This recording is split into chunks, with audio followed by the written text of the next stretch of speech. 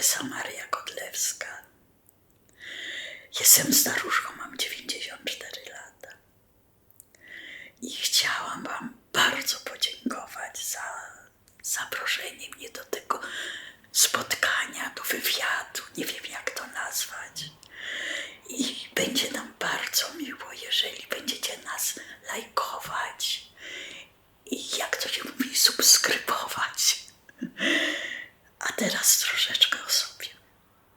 Miałam zaszczyt być sąsiadką marszałka Józefa Piłsudskiego, bo nasza posiadłość była w sąsiedztwie Znicza, gdzie marszałek przyjeżdżał do wód leczniczych.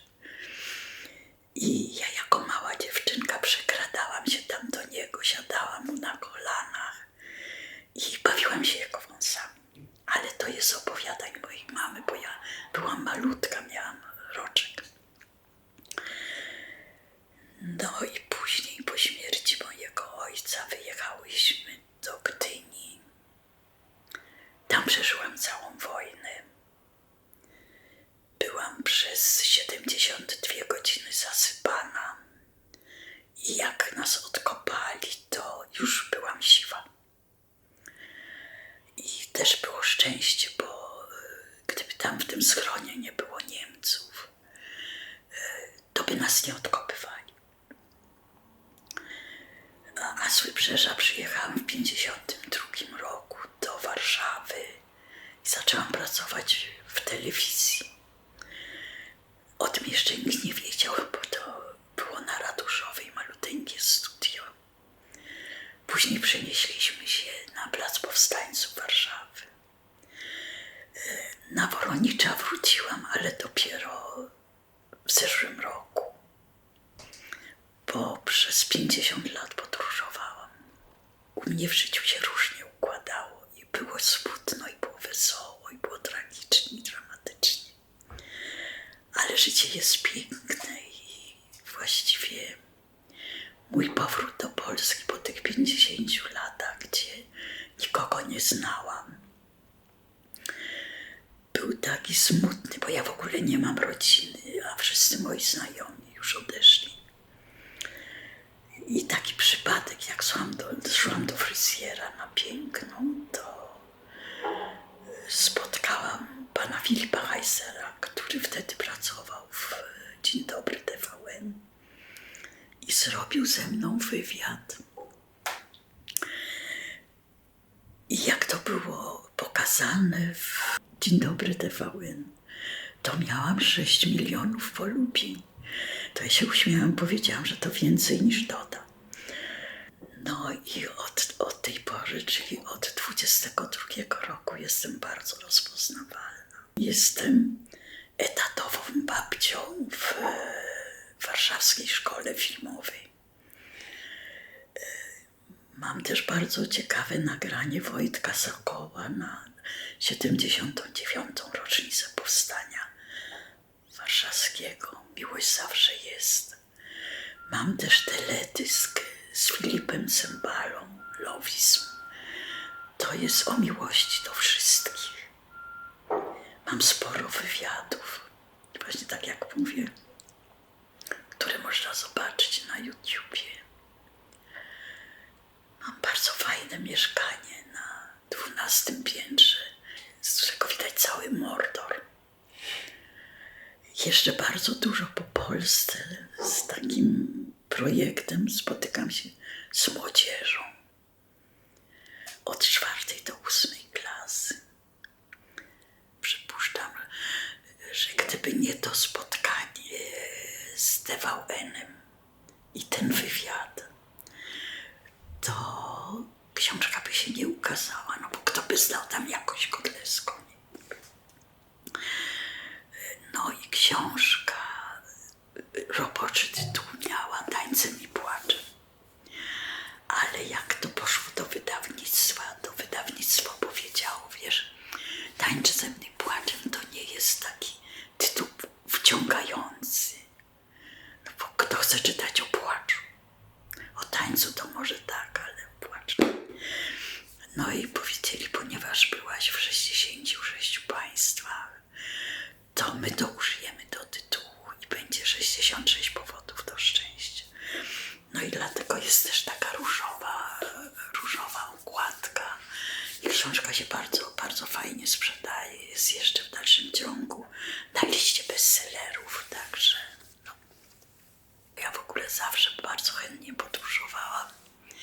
I pierwszy taki mój wyjazd za ocean służbowy to był w 1968 roku na zaproszenie do Bejrutu.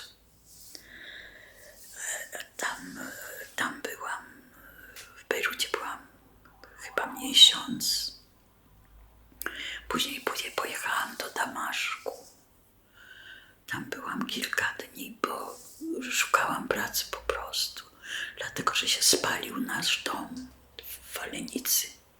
Ktoś podłożył ogień. Pewnie z zazdrości, że ja wyjechałam. No i zaproponowano mi pracę w Amanie, w Amerykańskim Centrum Kultury i tam pracowałam 1,5 roku. Później pojechałam na Cypr. Później pojechałam do Sudanu. Później pojechałam do Etiopii. I wróciłam w 1971 roku. Wróciłam do Warszawy. I zaczęłam pracować w klubie sportowym Polonia. I tam poznałam Jerzego, od którego 3 razy uciekałam, bo on był w trakcie rozwodu, a ja nie lubię rozbijać małżeństw. Więc pierwszy raz od niego uciekłam w Warszawie, drugi raz uciekłam w Austrii, a 3. raz uciekłam w Turcji. I w Turcji to już był ostatni raz, bo już nie więcej nie szukał. Wyjechał do Austrii, tam poznał Austriaczkę polskiego pochodzenia. I z nią był przez 37 lat. A ze mną od czasu do czasu na Messengerze, ale nie chce się spotkać, nie wiem dlaczego. Może już nie jest takie ciacho, jak był kiedyś. Co robię? Pracuję dla kancelarii prawnej. Jestem tłumaczem z języka angielskiego i niemieckiego tylko, bo ja znam chyba 7 języków.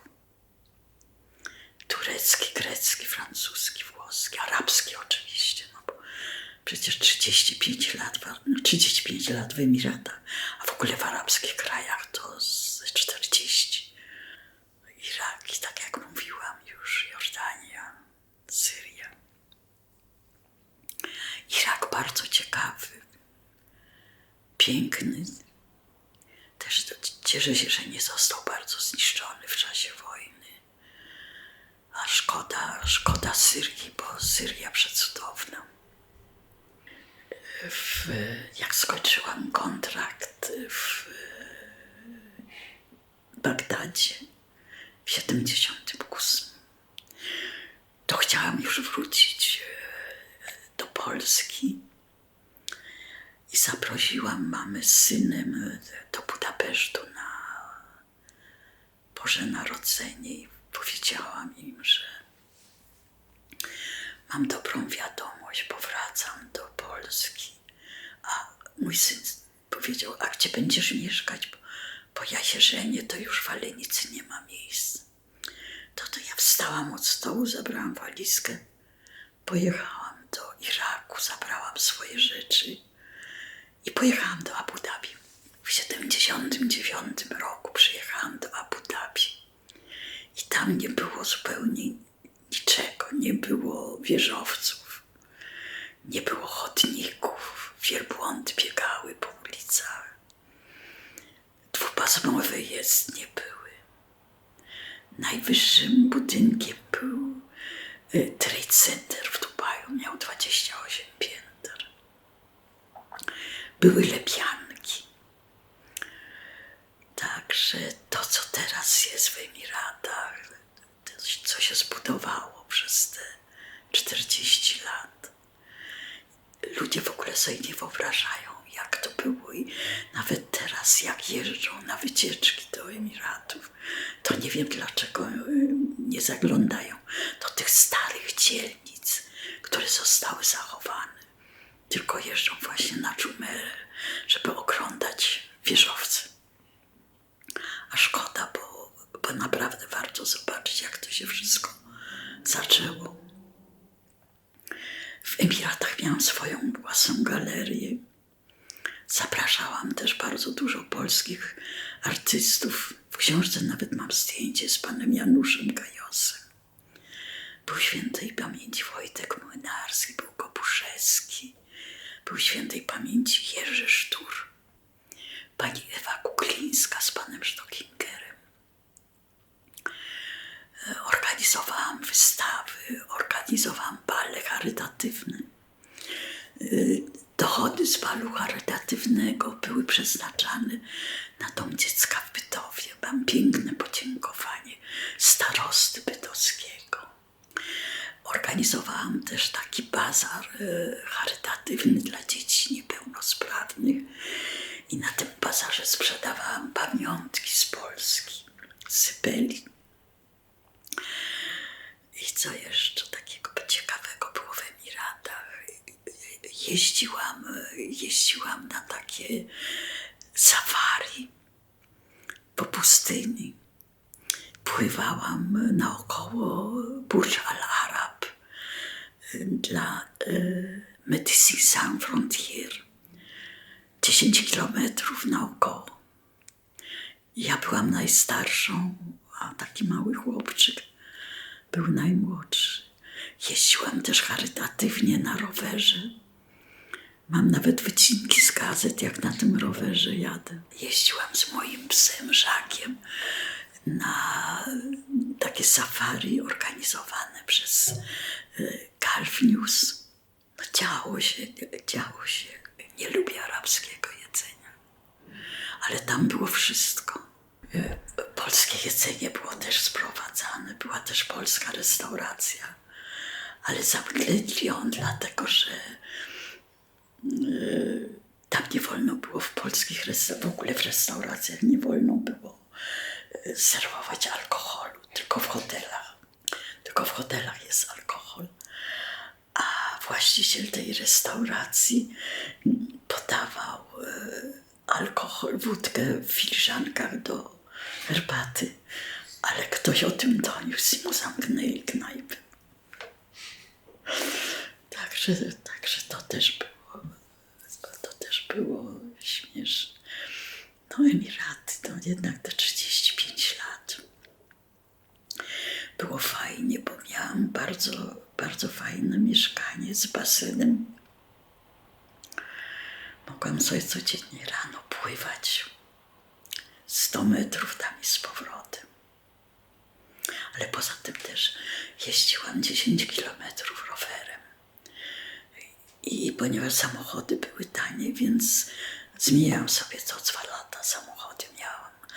Miałam Mitsubishi Celeste, miałam Mitsubishi Pajero, miałam Hondę. Mój ostatni to był BMW 325i. Co jeszcze? Tylko Polaków, blondynów. Żadnych cudzoziemców. Ale miałam bardzo dużo znajomych cudzoziemców. Nawet jak zbankrutowałam, to szejk z Rasuchemy chciał, żebym była guwernantką u jego dzieci. 2 córki miał. Ale ja w ogóle nie potrafię być nauczycielką. Także uważam, że ja nie jestem dobrym przykładem. Także lepiej dzieci powinny być z daleka ode mnie. Ale co tam jeszcze ciekawego w Emiratach? Była spora Polonia. I właśnie żeśmy robili takie bardzo fajne spotkania polonijne. Był też taki miesięcznik po polsku wydawany. No i była piękna, słoneczna pogoda. Było piękne morze, cieplutkie. Można sobie było pływać. Dużo cieplejsze od naszego Bałtyku zimnego. Jak się wyjeżdżało na pustynię, to takie piękne niebo, gwiazdy bliziutko.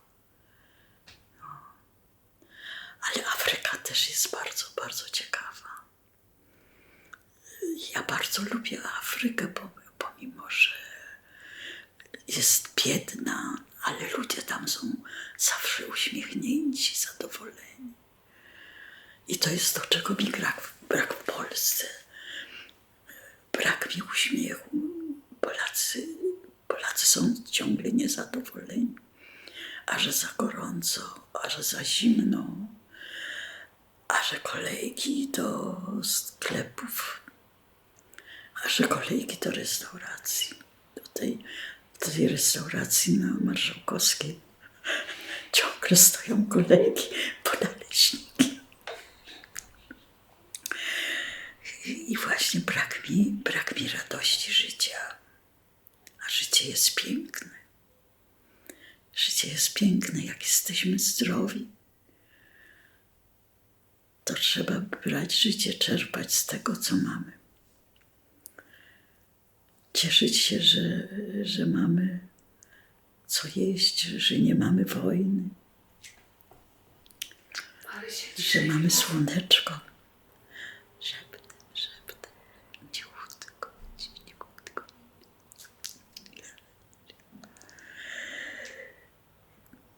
Czego mi brak? No, brak mi tego, że boję się jeździć samochodem, mimo że mam prawo jazdy jeszcze do 29 roku. Ale jest tyle nowych przepisów, że chyba bym sobie nie dała rady. A nawet chciałam pójść na kurs jazdy samochodem. Chciałabym zobaczyć, czy bym jeszcze umiała jeździć. Chciałabym też jeszcze móc robić pokazy mody. Bo ja przed wyjazdem z Polski przez 16 lat organizowałam pokazy mody. I też żałuję, że jakoś nie mogę się spotkać z Grażynką Hasę, bo myśmy sporo razem właśnie miały pokazów mody. A tak, co jeszcze ciekawego? Kiedyś było fajnie, bo jak leciałam na Kostarykę, bo ja kupiłam sobie działkę na Kostaryce i leciałam kiedyś z Dubaju, żeby tą działkę zobaczyć. I samolot z Dubaju, bo miałam przesiadkę w Amsterdamie, się spóźnił. I musiałam czekać na połączenie, a w San Jose czekał na mnie mój syn, bo mieliśmy razem na tą działkę polecieć. No i miałam przesiadkę w Los Angeles. I ponieważ nie miałam wizy amerykańskiej, bo wtedy trzeba było mieć jeszcze wizę amerykańską, więc mi dali taką bransoletkę i miałam takiego ochroniarza, który cały czas po lotnisku za mną chodził w tym Los Angeles. I do samolotu mnie też odprowadził, a paszport to mi oddali dopiero w San Jose, jak wylądowałam. Także to też była taka paszportowa przygoda. A jak przyleciałam do Abu Dhabi z Bagdadu, to lotnisko było zupełnie inne niż teraz. A też było lotniskowa przygoda, też była fajna, jak wylądowałam w Chartumie i był ten wiatr pustynny Habub. I przez 3 godziny musieliśmy siedzieć w samolocie, aż ten wiatr się skończy. Jak wysiadłam z samolotu, to wszystko było posypane takim czerwonym, pustynnym piaskiem. I to było takie moje przywitanie w Chartumie. A jeszcze nie zrobiłam sobie jakiegoś szczepienia i musiałam się tam zaszczepić. I taki był ta maluteńka, taki pokoik malutki. I taki ogromny tubylec do mnie podszedł. Myślałam, się bałam troszkę, że jakiegoś zakażenia dostałem. A w Chartumie też było fajnie, bo ja pracowałam na plantacji bawełny. A zawsze na weekendy jeździłam do Chartumu. Jeździłam takim pick-upem i kupowałam arbuzy i rozwoziłam po takich wioskach. I tam rozdawałam dzieciakom takim. I oni się tak cieszyli, tańczyli, takie fajne afrykańskie tańce.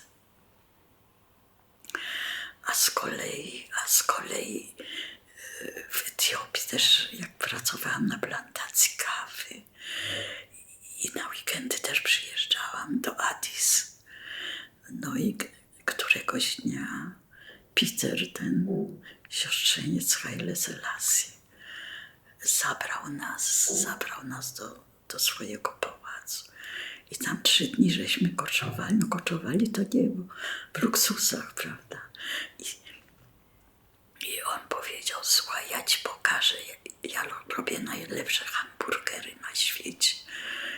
I zrobił takiego hamburgera, no i rzeczywiście był bardzo, bardzo smaczny. I tam też miałam te pudle, które wyprowadzałam. No i powiedziałam, że ja muszę zadzwonić do państwa, o których pracuję, bo oni się będą denerwować. I czy ja mogłabym już pojechać, bo oni mnie wyrzucą z pracy. On powiedział, dobrze, to my cię zawieziemy na tą plantację. I szofer mnie zawiózł, także było fajnie. Nie wyrzucili mnie z pracy. W tamtych czasach to jak się wyjeżdżało za granicę, to można było mieć tylko $100. No ja 50 już wydałam. No a to też była też fajna przygoda, bo ja wyjechałam służbowo do Bejrutu, bo ja wtedy pracowałam w liniach lotniczych niemieckich. To się nazywało Interflug.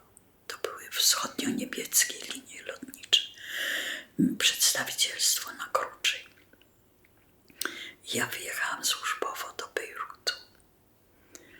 No i ten przedstawiciel, który mnie zaprosił, chciał, żebym była jego 4. żoną. No a ja nie chciałam. No i on w tym mieszkaniu, w którym mieszkałam, nie wolno mi było wychodzić. A to był taki apartamentowiec, a obok to były takie przechodnie balkony.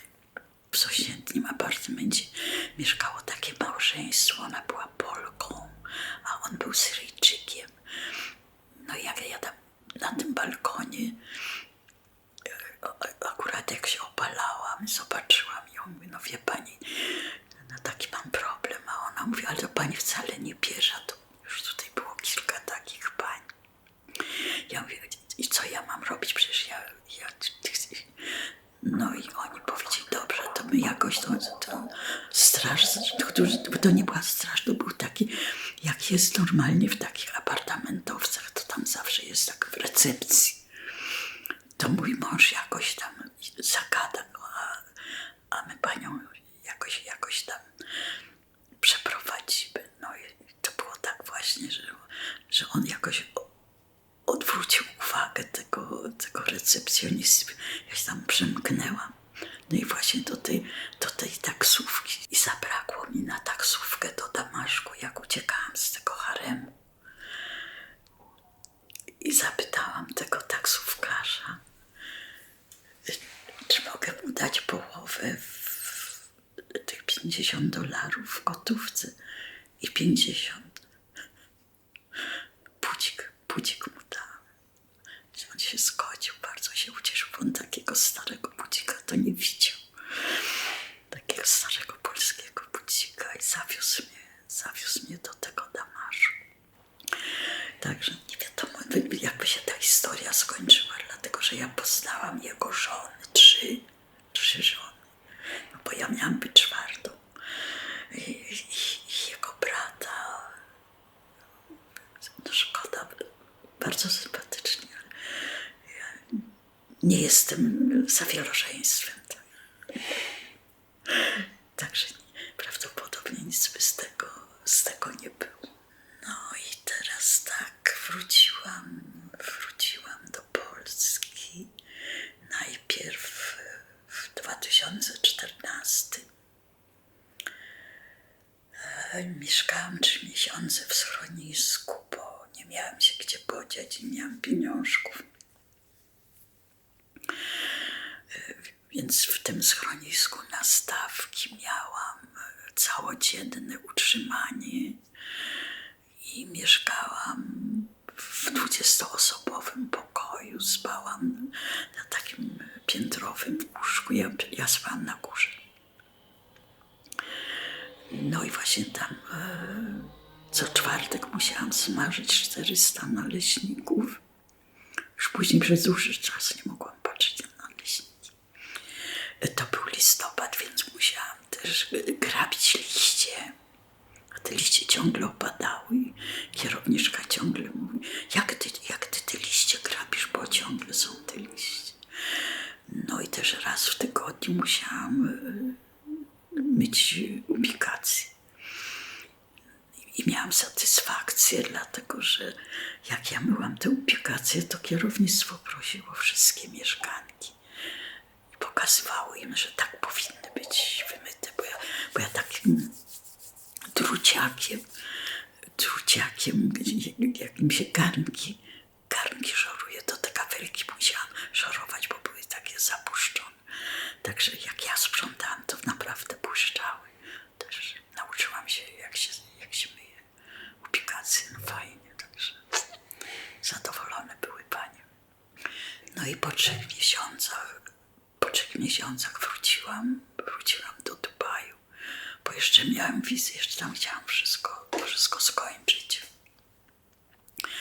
Pracowałam tam jeszcze rok u takiego znajomego, który miał galerię.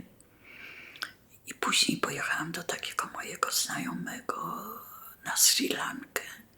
Tam przez 6 miesięcy pracowałam jako przewodnik turystyczny. Oprowadzałam polskie wycieczki po Ceylonie. Byłam z nimi, tam jest taki fajny sierociniec słoni. 85 słoni tam jest. A jest takie fajne, bo słonie, matka słonica karmi 5 lat. I przez 5 lat one były, te osierocone słoniątka, były karmione pudelkami. Także to jest urocze. Ja też karmiłam, mam chyba nawet gdzieś zdjęcia, jak karmię takie słoniątko. Byłam też w takich tych buddyjskich świątyniach. Byłam też w takiej świątyni, gdzie jest przechowywany kieł Buddy. Jeden. Bo podobno, nie kieł, ząb Buddy. Ząb Buddy, bo podobno są przechowywane 2. Jeden właśnie w tym, na Sri Lance, a ten drugi podobno gdzieś w jakiejś świątyni w Indiach, ale nie wiem gdzie, bo w Indiach nie byłam. No i tam właśnie nasłuchałam się takich opowieści o Buddzie, że Budda, jak miał 7 dni, to już chodził i mówił i już miał zęby. I jest właśnie też taka taka historia o tym, jak ten ząb Buddy został wykradziony i przez księżniczkę, która uciekła z Indii, przewieziony w jej koku właśnie do tej świątyni na Sri Lance. No i tam ciągle są takie pielgrzymki do tej świątyni. Także to jest tak ciekawe, bardzo piękny jest Sri Lanka. Tak śmiesznie, bo teraz to jest Sri Lanka, ale herbata jest w dalszym ciągu ceylońska. No i w 2016 wróciłam do Polski już na stałe. Miałam troszkę pieniążków i wynajęłam sobie łóżko w Stanisławowie. Zatelefonowałam do takiej Danusi, z którą razem byliśmy w schronisku. Chciałam się dowiedzieć, jak ona się czuje. I ona mi: oj Teresa, jak to dobrze, że dzwonisz, dlatego że moja córka pytała o ciebie. Bo ona ma znajomą, która ma biuro tłumaczeń i szukają dla swojego klienta, szukają kogoś, kto mówi po niemiecku, bo trzeba pojechać do Berlina. I Malena opowiedziała jej o tobie, czy ja mogę jej podać twój telefon. Ja mówię: tak, oczywiście. No i zadzwoniła do mnie ta pani Iwona i mówi: proszę pani, czy ja mogę podać telefon pani mojemu klientowi, panu Łukaszowi? Ja mówię: tak, ja znam Berlin, chętnie pojadę. No i pan Łukasz zadzwonił. Przyjechał do tego Stanisława, tam gdzie ja miałam to łóżko, tak się rozejrzał. No i mówię: a to jutro przyjedzie mój asystent, pojedziecie do tego Berlina załatwić. Pojechaliśmy, chodziło o zarejestrowanie samochodu Ferrari, a ja miałam jeszcze dubajskie prawo jazdy, więc na to dubajskie prawo jazdy zarejestrowaliśmy do Ferrari. Wróciliśmy, za 2 tygodnie dzwoni pan Łukasz, mówi: pani Terezo, czy może pani pojechać zarejestrować Maybacha? Ja mówię: mogę, ale nie dzisiaj, bo jestem w szpitalu. W szpitalu bielańskim mam zapalenie ucha środkowego. Słuchajcie, za 15 minut nie minęło. Oni przyjechali z kwiatami, tam w ogóle porozstawiali te pielęgniarki, dostałam separatkę. Mówi: dobrze, pani Terezo, to proszę zadzwonić, jak pani już będzie zdrowa. No więc ja zadzwoniłam. Tydzień byłam w szpitalu. Zadzwoniłam. Mówi: dobrze, to Piotr przyjedzie, tylko proszę zabrać już swoje rzeczy. Co ja miałam? Walizeczkę małą, bo moje rzeczy jeszcze płynęły z Emiratu. No wracamy z tego Berlina. Ja mówię: słuchaj Piotr, gdzie my jedziemy, bo ty co, jakiś jest objazd czy co? Mówi: nie, ty nie jedziesz do Stanisławowa, teraz będziesz mieszkać na Okopowym. No i przyjechaliśmy na tą Okopową, fajne mieszkanie. No i właściwie od tej pory mam służbowe mieszkania. To moje, gdzie teraz jestem, jak to nazywam, penthouse'em, no bo na 12 piętrze. To też jest służbowe, także to są moje anioły, o których zresztą też jest w książce. Jak kupicie książki, to przeczytacie. No i to jest taka moja nowa rodzina już od 9 lat opiekują się mną. Spędzamy razem Wigilię. Jeździmy razem na wakacje. Byliśmy w Grecji. Polecieliśmy też razem na Nowy Rok do Dubaju. Pokazałam im troszkę Emiratów.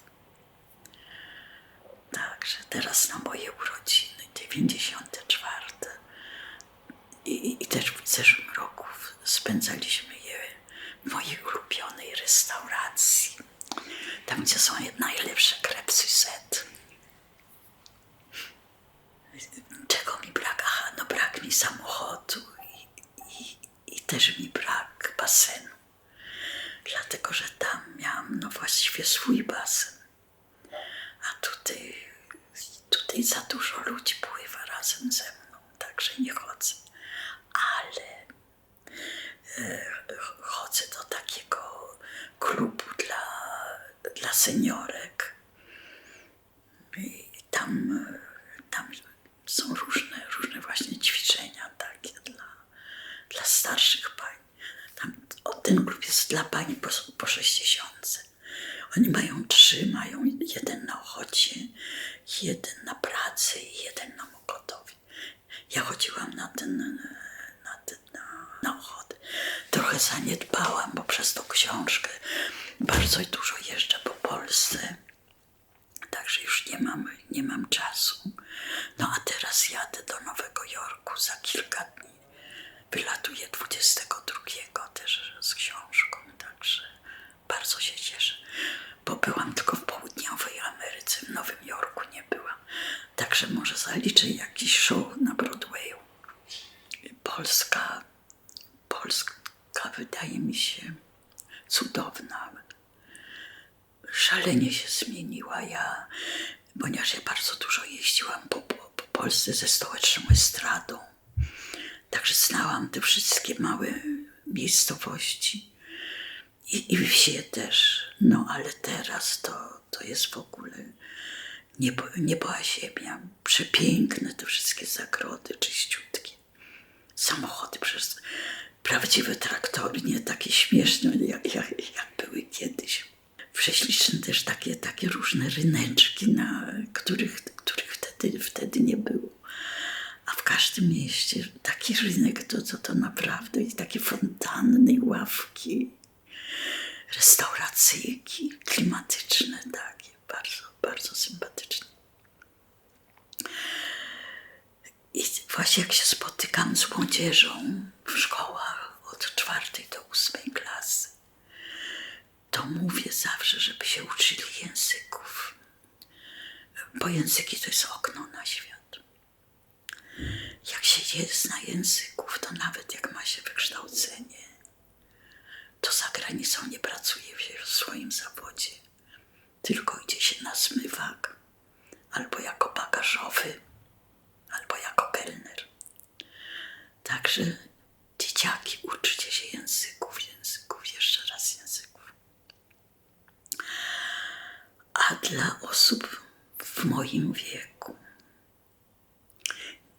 nie siedźcie tylko przed telewizorami. Oglądajcie dobre programy, ale takie naprawdę, które dają wam uśmiech na twarz. Oglądajcie ten program, w którym ja teraz właśnie jestem i któremu bardzo dziękuję, że mnie zauważyli i mnie zaprosili.